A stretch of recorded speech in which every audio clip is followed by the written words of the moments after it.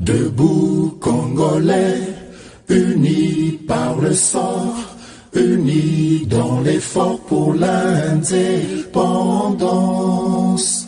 Dressons nos fronts, longtemps courbés, et pour de bon, prenons le plus bel élan. Mbote Nabino Balandi, Tindika Télévision. Merci pour la fidélité Nabino, merci pour la confiance oyo vous accordez na Samba Olonga ko pesa bino basango yamaele kaka kati ya République démocratique du Congo pe na nzinga comme d'habitude. Merci encore une fois de plus pour la fidélité Nabino pe confiance au vous pesa na émission oyo Debout Congolais. Debout Congolais ali bana mboka totelema.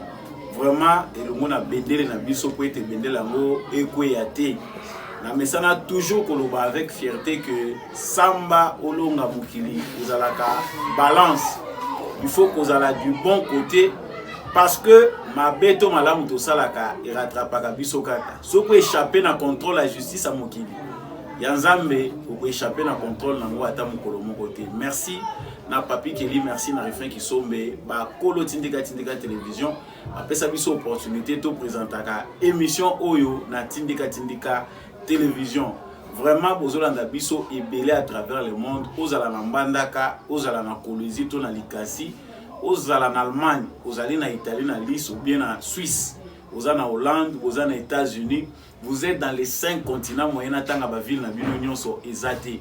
Mais je suis très content ya koyeba ki bozaka ebele olandaka Samba Olonga de partout.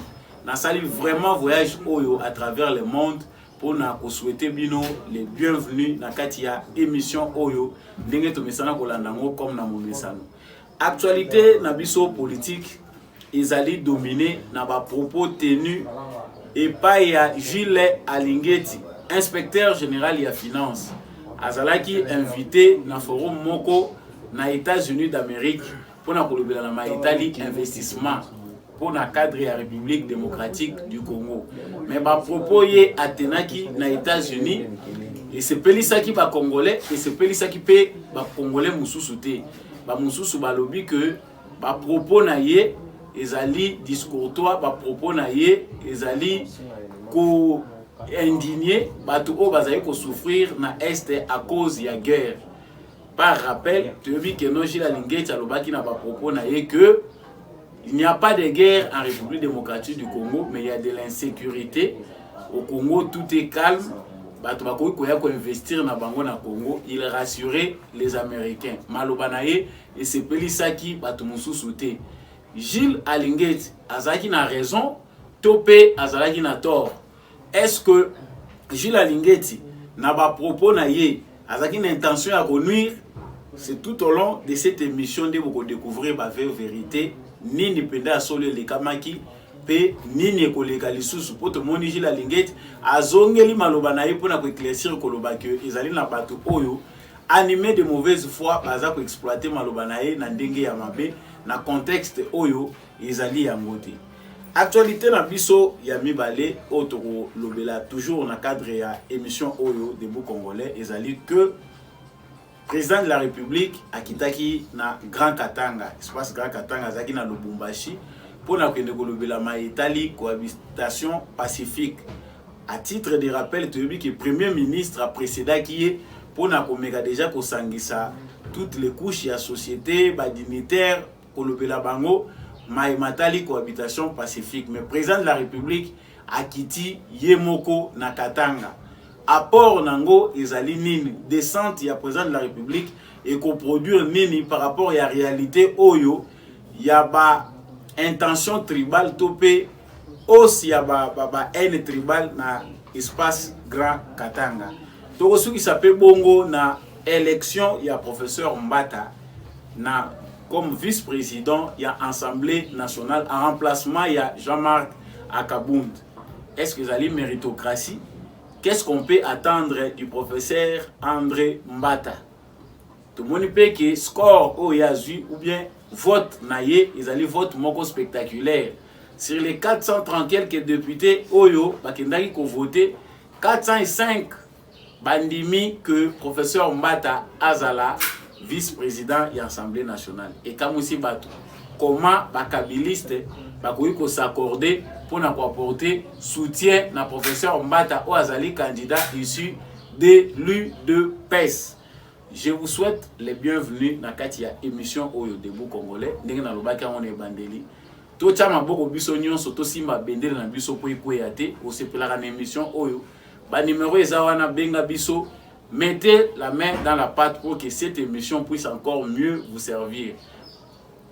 Dans le bas, il y a un sommaire que Gilles Alinguet a tenu qui va propos moko na États-Unis d'Amérique, na cadre ya forum. Ba propos na ye abandé ko le na cadre ya investissement. Azalaki invité pour na ko kende na titre ya rappel, tu veux que Gilles Alinguet, inspecteur général ya finance, depuis qu'Abandi Moussala na ye, bazali ko bois qu'il a eu ba fleur. C'est-à-dire azali na large moko opinion, tout ba opinion majoritaire. Ya ba Congolais bazali ko féliciter Moussalo ya zali ko sala. Depuis que batie à la tête ya structure wana IGF, miyibi ebele ba iniye parce que Moussala na ye vraiment Congolais nyonso azali ko apprécier yango. Congolais nyonso azali ko lobela yango ba média na biso nyonso nationaux bazo lobela Moussala o Gilles Alinguet salaka na cadre ya ko décourager, ko mettre fin na main gestion dans au Italie ba finance publique.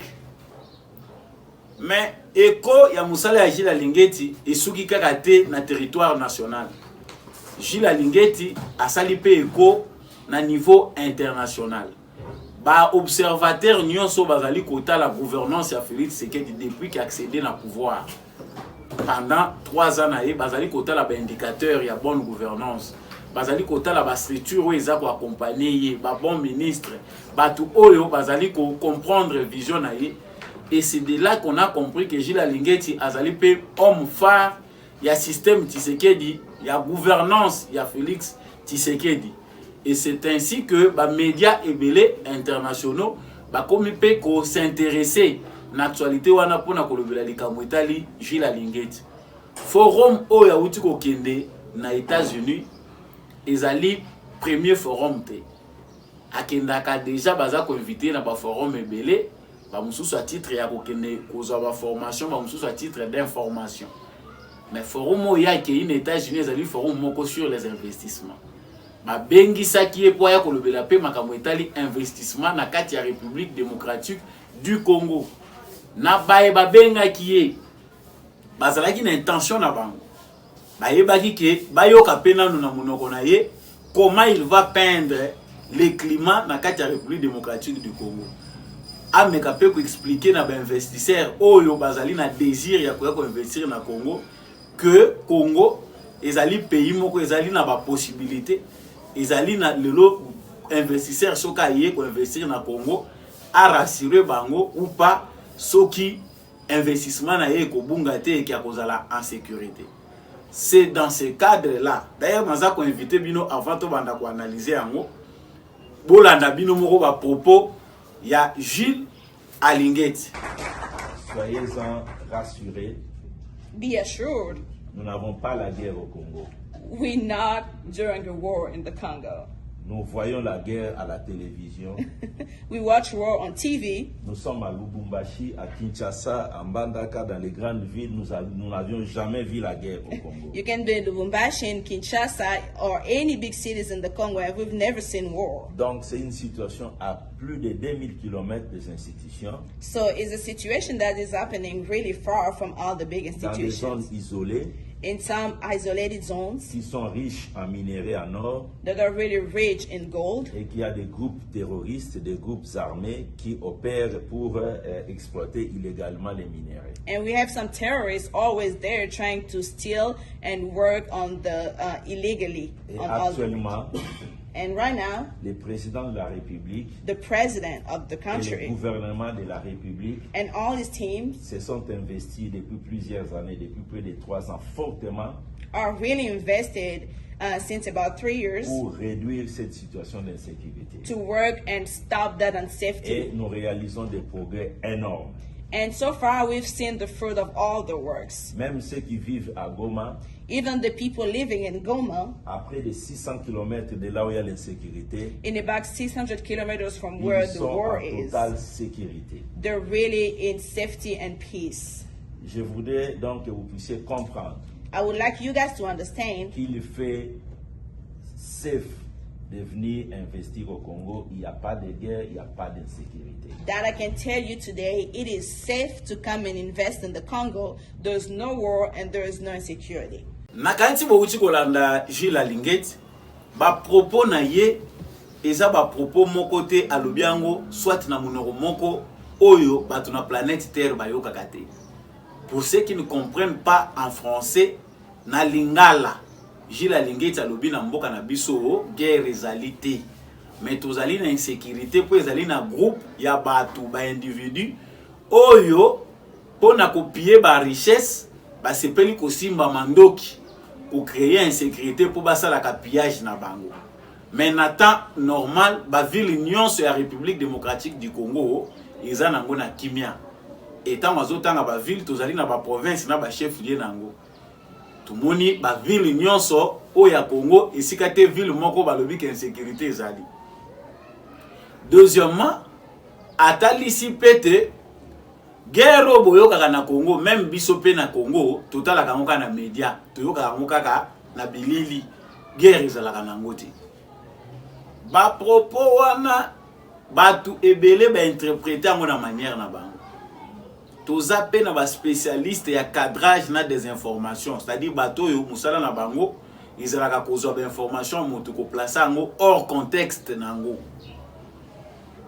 Nakoko rappeler moi bino moi mukie loko elekaki awa tango bato bazolo bamboka isi ekufa na biso muto ko bongisa ngo président lobi mboka isi ekufa bongo ye musala na yenini. Félix Tshisekedi a répondu à une question qui lui a été posée. Tango azali ko répondre na contexte azali ko répondre à talisi ba congolais que mboka isi ekufa nango. D'ailleurs kuti loko ko yiba peza la kalisuti. Biso nde toye pona ko bongisa, toyete pona ko yiba. Des gens mal intentionnés, basali kaka coupe ya 15 secondes, bazu kaka isika lobby, mboka ise kufa nango, yango baya ko présenter na bato. Comme les Congolais aiment bien être manipulés, que ba comprendre na bango moko, il y a des gens qui se sont laissés emporter na ba propos wana malhonnête sans koyoka discours à mobimba. Parce que le discours était long, muta ko comprendre malamu eza muto yo atangi discours ayo ki yango mobimba nango. Nde mutakoyeba sens ya bamo na contexte nango pe. Ce sont ces mêmes spécialistes wana ya cadrage na des informations parce que bato ba yebite wana za musala munene o PPRD ba kabiliste ba yanango Mobutu a manipulé les gens mais ya ba kabiliste les kaki. Sikoyo awa les propos de Gilles Alingeti offense qui? Gilles Alingeti était devant qui? Azaki défend ba investisseur oyo bazali na souci bazolinga bayeba qu'est-ce qui se passe au Congo baya ko investir na Congo. Faisons un peu le contraire. Tous maintenant que Gilles Alingeti ebisi bango na Congo guerre bato bazokufa pamba quel était maintenant son rôle tango ayaki obima wana ezaki kwa sala nini. Donc ayaki pona ko yakolakisa bango que nous sommes en guerre tout ça. Et puis il faut to kende na ba moko to comprendre. Qu'est-ce qu'on appelle guerre? Quand un État est comme en guerre, État est en guerre, ce qui guerre wana ezali déclaré na officiel ya mboka wana, to pe président ya mboka wana déclaré guerre contre mboka mususu. Depuis histoire oyo ya makambo lutte contre la balkanisation, voyez guerre à l'est du Congo, Congo essaie de déclarer guerre na mboka nini, Rwanda to Uganda. Le Congo n'est pas en guerre parce que nous n'avons jamais déclaré une guerre officiellement. La guerre se déclare officiellement. Na batu baza koto na batu koto ba yebi ke biso toza na guerre. Mais oh biso tozo vivre, c'est une insécurité, c'est un complot parce que ouvertement biso to ça la guerre. To ça la guerre contre Burundi, Uganda, Rwanda, ba pays nyonso yo emanisaka intégrité territoriale na biso. Mais Gilles Alingeti a bien expliqué pour na kotalisa ba imboka que tozali na ba poche ya insécurité. Ba propos Gilles Alingeti à tenir, ce sont des propos où déjà le gouvernement n'a pas tenaka. Patrick Mouya Lobakango tout le temps, le pays va bien, toutes les provinces, toutes les grandes villes de la République démocratique du Congo sont en paix. Outre les quelques poches d'insécurité. Ba poche wana ezali ki na bazamba bisika oyo ba richesse ezali, ne bisika oyo ba ezali ba zone de conflit, ba zone rouge. Mais au moment où biso toza koboya, toza loba toza na guerre. Allez à Goma, peut-être bato musu bazali koloba yango, bazo se laisser manipuler pour ba yebi ce qui se passe. Descendez à Goma, descendez à Bukavu. Voyez si les gens ne font pas des affaires. Voyez si ba Congolais bazo tekate. Voyez si les gens n'investissent pas. Au moment où on interdit de Gilles Alingeti à l'Obake, Congo est en guerre, les Chinois investissent dans presque toutes les provinces de la République démocratique du Congo. Mais c'est de la mauvaise foi. Comment Gilles Alingeti a déplacé ma propos à lobby ma B, a craché sur ma mort, à Saliboy, parce qu'il y a des gens qui veulent faire croire aux gens que na minitoyo, bango bazana bolingo à Congo, koleka batu mususu. Pendant 18 ans, bolingo wana balakisa ki amoti. Si vous allez au Katanga, vous trouvez les Chinois et belé. Même là, on dit que ah, Katakatanga. Aux autres Chinois, Kimi na Grand Katanga, balobi ki Katakatanga, Bakata Bisomito. Vous allez à l'est du Congo, vous trouvez des Chinois. Vous allez au Kasaï, vous trouvez les Chinois. Dans toutes les provinces, les Chinois sont là. Bon, comment vous vous interdisez qu'on rassure d'autres investisseurs Bayate pendant qu'au Congo, il y a des gens qui exploitent Bazana Bango à l'aise. Bazo kende même na bazone à haut risque, banzele les entrecoupés, bazone les enclavés. C'est ça sous clarté. Donc ici, c'est lui qu'on combat. Ce n'est même pas Gilles Alingeti. Ezande Félix Tshisekedi Dinde Bazana Katia qu'on combattre. Les Congolais doivent ouvrir les yeux. Ici, on comprend que Ezali na catégorie moko ya batu, bazali déterminer que les investisseurs ne viennent pas au Congo. Je vous rappelle encore à titre de rappel à propos de Mouzitou. Mouzitou, Félix Tshisekedi accède au pouvoir, même ceux qui sont opposants, ou qui s'opposent à Moutouana. Mouzitou dit que à réussir, il va échouer. Nous allons créer l'insécurité totale à ceux qui ont réalisé Makamoya Zakoloba. On verra comment il va travailler. Ceci montre l'intention de la plupart des gens qui se disent opposants. La plupart des gens au Bazali côté de la Félix Tshisekedi Bazali des freins dans le développement au Congolais à Bazozela. Parce que comment imaginer que Moutazolo va bien pour attirer les investisseurs? Il n'a pas détérioré la réalité. La réalité et la vérité est que dans toutes les villes du Congo, les gens investissent. Maintenant, comment empêcher que Moutoua paie sa image à Malamouté? Vous verrez que Batouana Baza bien identifié. Ce que Talibango Baza ensemble, il y a Katumbi, Bazali Bakabiliste, Yakala. Ce sont ces gens-là, Bazali, soit Batouala Mouka, Yafayou, Luna, Mouzitou. Ce sont ces gens-là qui voient qu'au Congo, il y a guerre. Ce sont ces gens-là qui ne voient pas les efforts fournis dans la gouvernance à Félix Tshisekedi à travers l'état de siège dans l'opération Moussous. Ce sont ces mêmes gens-là, oh Lilo, ce qu'on l'a dit indirectement, Bazali pour l'insécurité. Ceux qui ont baloli discours na bango ndenge bazotele mais la Lingeti qui a retiré ba propos. Et je vais revenir même sur une question à certaines organisations. Tout le monde bato lusha pe ba misi mikanda na bango. Non tozo sengana Gilles Lingeti a retiré ba propos na ye, tozo sengana Gilles Lingeti a démissionné na poste na ye. Yo no magi il va démissionner nommé par toi. C'est lui qui l'avait nommé. Ndem da ressentir que aza choqué na ba propos na ye ezokende na contexte ya malamu te ndem da ko longola yo longola yo ko tele osa les marches. Un groupe d'individus ba jeunes désœuvrés ba créer moi ba structure na bango lutte pour les changements ndenge to monaka ba zebele ba filimbi ba lusha et les autres mouvements qui se disent mouvements citoyens to yebi que zali manque d'emploi. Oui, ça dit que certains jeunes, lettrés ou pas lettrés, bah, se reconstituent dans la structure où ils allaient soutenus par l'Union européenne et d'autres organisations occultes. Yo kendaka kozwaka noka bambongo pour justifier yango il faut ça la makelele au mibenga société civile au mibenga opposant pour ceux qui bakangio dans les droits au non voilà oppression et régime dictatorial. Nous connaissons ici les gens. Gilles Lingeti ne va pas démissionner, il doit avoir le soutien de tous les Congolais.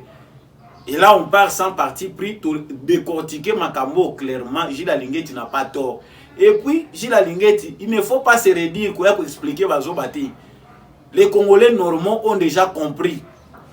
Gilles Alingeti est retourné encore dans ma propos pour na kotali sabatu que non voilà, je n'avais pas parlé dans un contexte où batu balingiba memelango, il y a un groupe d'individus oyo basi basangani pona koya ko changer ba propos na ngai sens nango ko tiango na contexte eza yangoti. Mes propos ezaki na sens wana. Papa ko samba na yote. Bato yozo samba devant bango toyebi ke za bandoki, les Congolais les connaissent. Jusqu'à preuve du contraire bakondimaka elo côté pour na bango nyonso ya bolamu ko ya na mboko oyo bango bako combattre yango. Ce sont ces mêmes gens là mutu batelemeli gratuité, ce sont ces mêmes gens là ceux qui vont augmenter salaire, bango bakeko intoxiquer bato balobi mbongo ngweza combien ko sombela ngonini. Ce sont ces mêmes gens là ba réparer nzela balobi eza combien de kilomètres.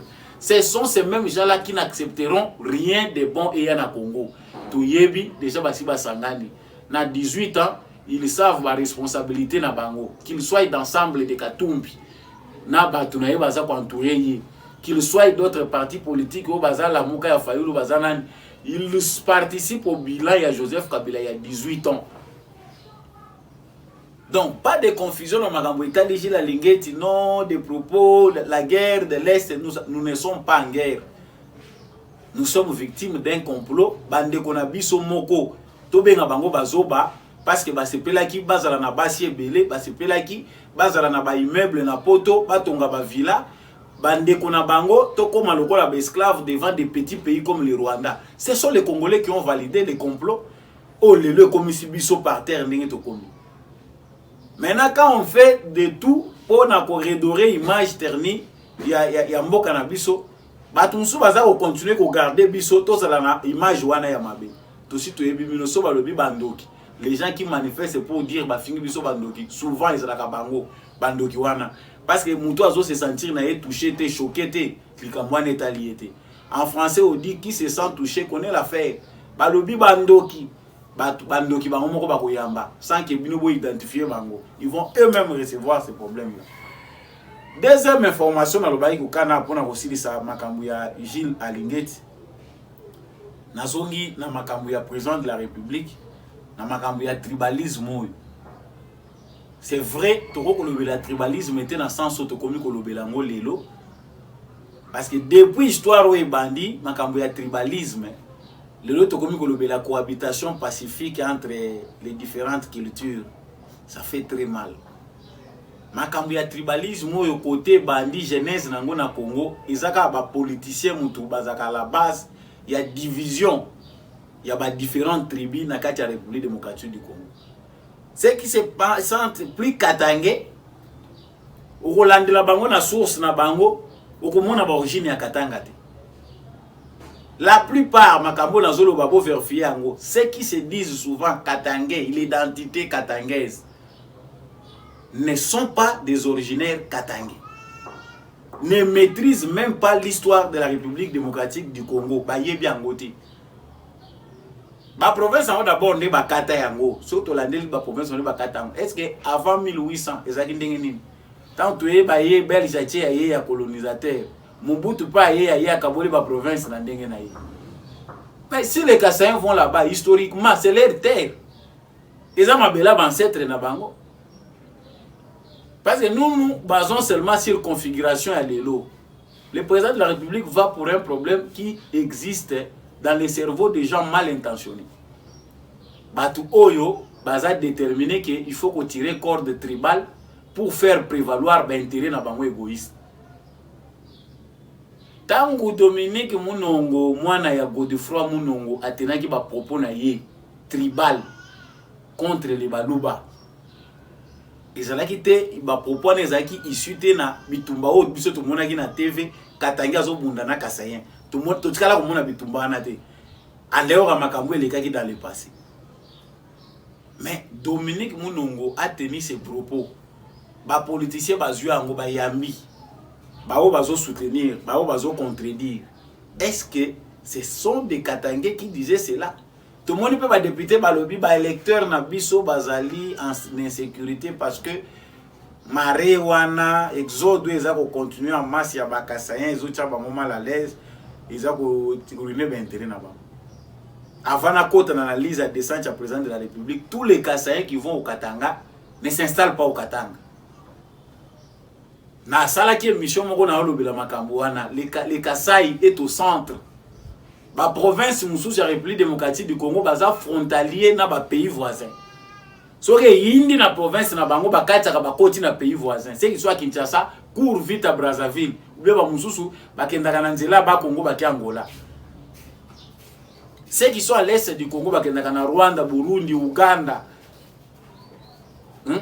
Les autres montent na bazo qui na Tanzanie. Ceux qui sont au nord bazo qui na ba Soudan. Ba au côté nord ouest bazo qui na ba Centrafrique, bazo qui na ba pays belé.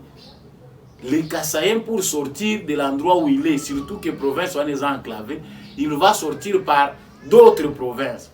Si on a une opportunité dans la province wana atikali. Si on a que ça ne tient pas, il va encore ailleurs. Ce sont d'abord des voies de sortie où ils vont permettre aux Kassaïens s'ils ne se sentent pas en sécurité. Les droits internationaux, ils allaient permettre la migration, les droits sur la migration, ils allaient conseiller que Moutounion soit zone dans une situation d'insécurité si Kazali. Il faut qu'il y ait des places où il y a une sécurité. Ça c'est de 1. Conséquence, il y a Makambo et Yé Awa, ils allaient conséquence, il y a mes gestions. Les Kassaïens peuvent eux-mêmes se prendre en charge. Mais ils allaient mauvaise politique. Depuis l'époque coloniale, nous avons comme si Makambo à niveau économique. Maintenant, aujourd'hui, Félix Tshisekedi au pouvoir, tout le monde est sous Makambo à Mati.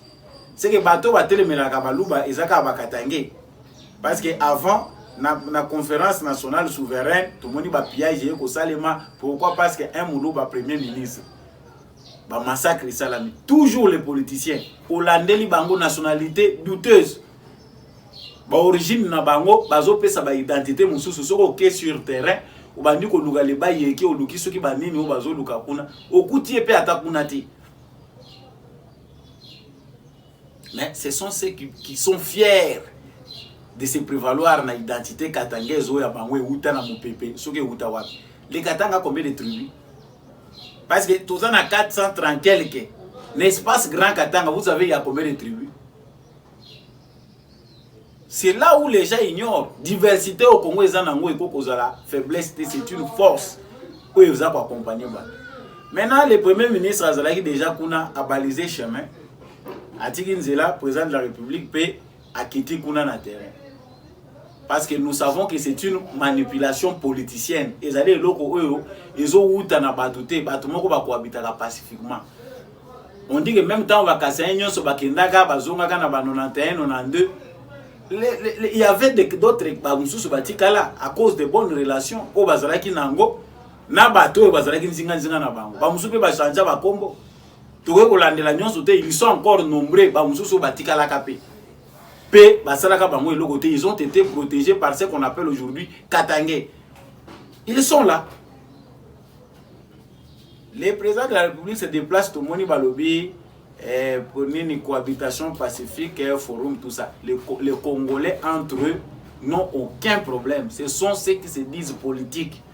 Ils allaient ba miyibio baza ko lata kazaka politique, mutu baza la base, il y a division à peuple. Il faut cibler ces gens-là et les sanctionner. C'est ça la bonne mesure.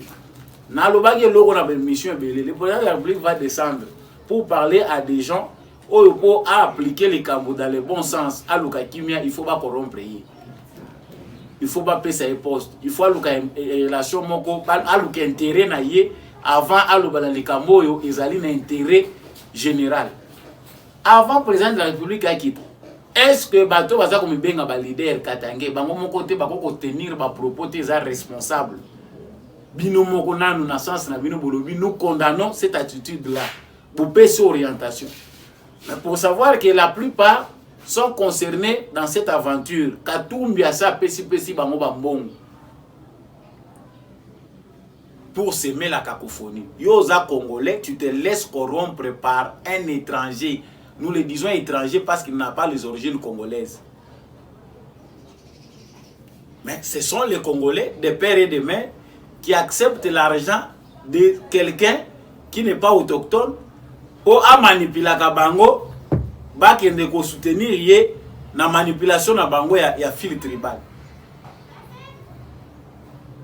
On chasse les Congolais au bazar d'origine, on garde des étrangers, bato ba uti libanda. Ta bozo benga na bakase, mo benga na pe ba étranger ba toni na kacha ba province na bi. Je pense que je n'ai pas trop de commentaires à faire. Nassina Lobaki, président de la République, n'investissez pas seulement dans le cerveau, il y a Batou Oyo, mais tout est à boucher. Investissez dans la jeunesse, c'est-à-dire dans l'éducation. Il y a des choses qui sont gratuites, mais il faut inscrire dans notre programme scolaire combat wana ya tribalisme. Pour ne pas faire définitivement, il faut trouver matière appropriée. Il y a coupé ça na bano bazoya. Parce que nous avons des parents qui sont beaucoup là-bas na bango héritage muneno bango bazo pesa bango ils allaient des tribalisme. Donc yo koli otikeli ba no héritage zaka ke kubala kingandi te kubala ekolo wana te kusala boete. C'est tout ce que tu as à donner à cette génération. Heureusement génération on peut sauter 8 sur 10 jeunes. Il se marie à quelqu'un d'une autre tribu. Bana wana ba ko boma bango parce que toi tu souffres du mal, il y a tribalisme. Je pense que nous avons déjà compris où ils allaient par rapport à combat contre le tribalisme. Nasuki si na makambo professeur André Mbata na Lobaki Koyeba pourquoi il a été élu la majorité il y a Ndenge wana. D'abord c'est quelqu'un d'expérimenté.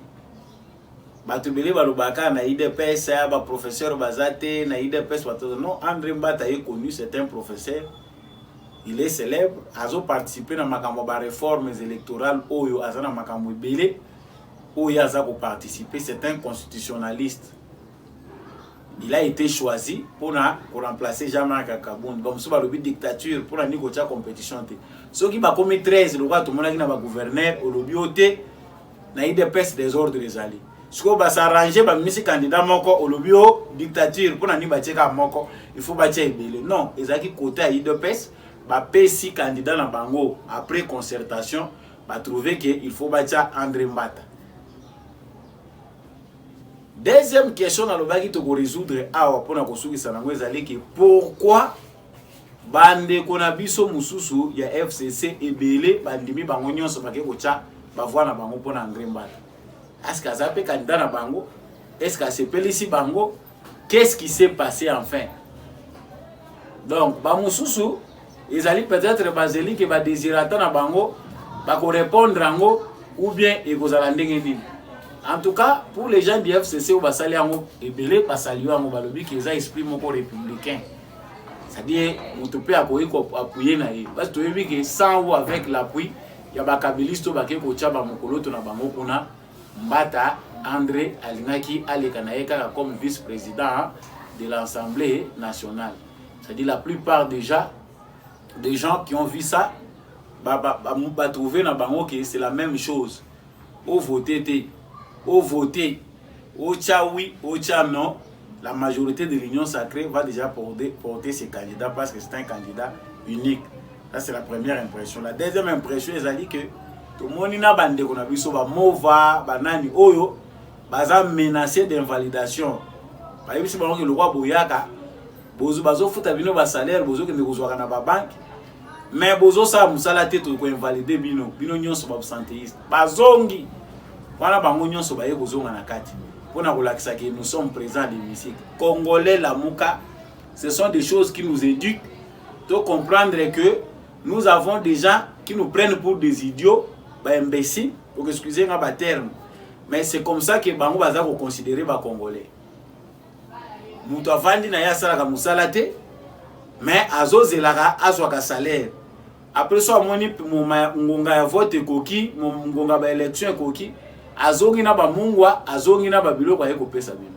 Sur ce point là on est d'accord avec bandeko bazo proposer que pas de dons ya Italie mbongo na ba campagne. Ba changweza la loi moko sévère mutu akaboli mbongo bakangiye ba annuler candidature na. Ceux qui basent avec preuve à l'appui, il faut annuler sa candidature parce qu'ils allaient corruption. Na kanti to komi na suka ya émission na biso Olanda qui vraiment malade ou ils qui principalement chargé na makambo itala qui ba propos ya Gilles Alingeti. O sepela qui na émission Samba Olonga pe subino matondo. Toi ba ko partager ngo vraiment salango large diffusion. Abonnez-vous ceux qui ont s'abonner. Yo qui s'appelle voisin yo kango. C'est dans l'unité et dans l'amour que nous allons construire notre pays. Ceux qui tozana bolingo niveau entre biso na biso ba congolais toza pe lisanga na kanisi nde Congo ekotombama to boya tribalisme na forme nango nyonso. Merci à l'équipe technique qui m'avait accompagné, équipe technique bien sûr, il y a Tindika Télévision, Ndeko Mike, Ndeko Rabi, Bazaraki, la réalisation, il y a émission Oyo. Na pesibino, rendez-vous dans la prochaine émission.